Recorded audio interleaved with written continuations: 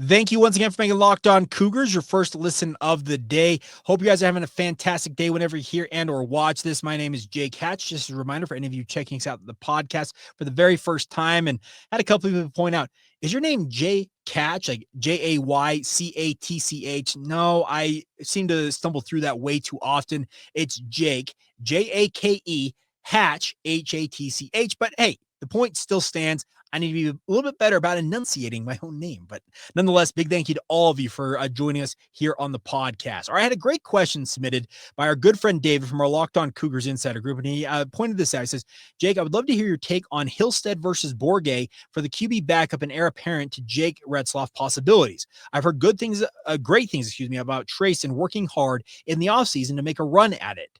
Now, this is a great question to kick off what I'm going to call our countdown to BYU Spring Ball series.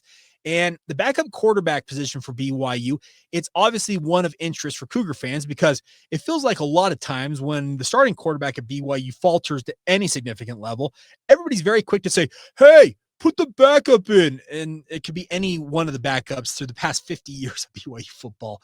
They seem at points to be the most popular man on BYU campus, even if you can't name their name. But regardless, spring camp is going to be Jake Retzloff working out with the team, but also not having to prove himself to the same levels he had to prove himself last offseason. Remember, BYU brought in Gary Bohannon to push him for QB1, and Jake won that battle and responded exactly how BYU wanted him to respond. Obviously, the same pressure will not exist after an 11-2 record. Yes, he will have to reassert himself as the alpha in that quarterback room and assert that, hey, I am the guy for BYU football. But the bigger battle to watch in the QB ranks for BYU is who is going to be his number two. McCae Hillstead, the former Utah State transfer, Springville native, played at Skyridge High School. He obviously wants to make an impression and assert himself in the pecking order. But as David points out, Treyson Bourguet, he's been making a push all offseason long, and he's a transfer himself in from Western Michigan. The one thing I like about both of these guys, and they're the two chief contenders, I'm not going to absolve any other quarterback potentially from making a move, but these two guys are going to duke it out for the backup quarterback position. And the bigger point to be made is these are two quarterbacks who have got proven legitimate reps at the FBS level. Now, when I say FBS, they both were at the G5 level. McCae was a guy who was a part-time starter during his stint at Utah State, had some injuries precluded him from really asserting himself as the guy in Logan, and ultimately decided to transfer. And then a guy like Treyson Bourguet, he was a MAC Player of the Week multiple times playing for Western Michigan. So the good news, if you want to look at it this way, is if something crazy happens and Jake Retzloff is forced to the sideline for whatever reason this coming season, they will not be putting a quarterback in the game, no matter if it is Treyson or McCae, that will be wholly unprepared and not ready to face what BYU will be facing. They have both played college football games against legitimate college football opponents. That experience is worth a lot. The other side of it is that both of them are transfers into this program. And what can they really show in spring camp that is going to separate one from the other? I fully expect this QB battle not to bury the lead, to go into training camp. But could one of them, whether it's McCae or Treyson once again, could one of them come out of spring camp with a leg up? That absolutely could be the case. Aaron Roderick and Matt Mitchell, who are the two coaches that coach up BYU's quarterbacks. Aaron obviously is the offensive coordinator, also has the formal title of QB's coach. And I would give Matt Mitchell as an offensive analyst, I would give him the assistant QB's coach title. I'd actually just call him the quarterback's coach if I had my way with BYU's labels of their coaches. But regardless, those two are going to put these guys through their paces. They will be expected to obviously take extra reps in team portions and show that they can command the huddle for the BYU offense and be that field general that Aaron Roderick requires his quarterbacks to be if they want to compete at this level. They've also got to prove that they can go up against one of the better defenses of recent memory for BYU.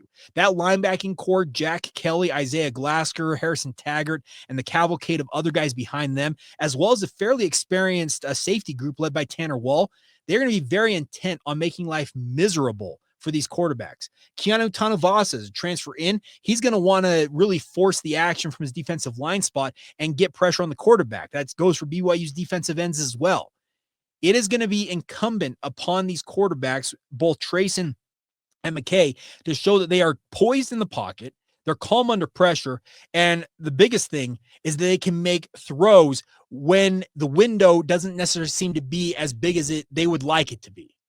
This level of football, Power 4 football, means you are throwing to spots, throwing into windows that are microscopic by comparison to what some of these guys probably previously faced at previous destinations. And they've got to trust that their ability and their film study will show up in those moments to put them in positions to succeed.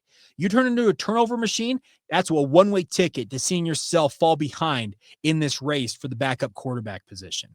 If you are going to be turnover prone, and it stems from Kalani Sitake's time working with Kyle Whittingham. Kyle Whittingham is turnover, he's got turnover phobic in a way. You turn the ball over for Kyle Whittingham, and there's that bench over there. You go sit on it. That's really the mindset that Kyle Whittingham has for his quarterbacks.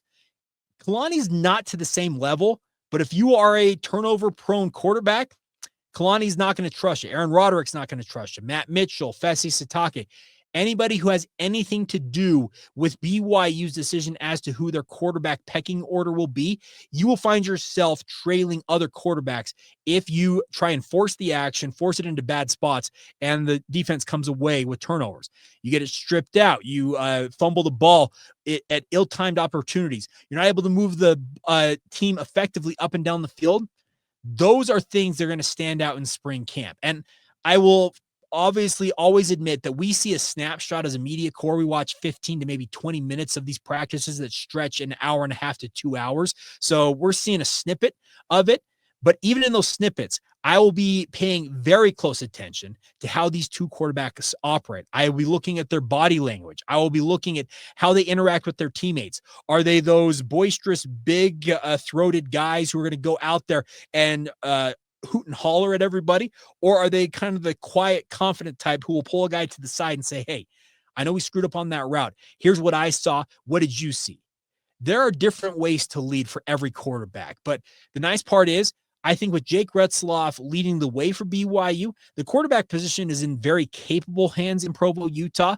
But if, heaven forbid, something does happen to Jake, you got to have a guy that you can trust to step into that void. And as David points out, whoever ends up being that number 2 quarterback, they have the odds-on favorite to be that heir apparent. They have time on both sides, speaking of Treyson and McCae Hillstead, multiple years of eligibility beyond this season, and they would love nothing more than to be the next quarterback to lead BYU football through their Big 12 era.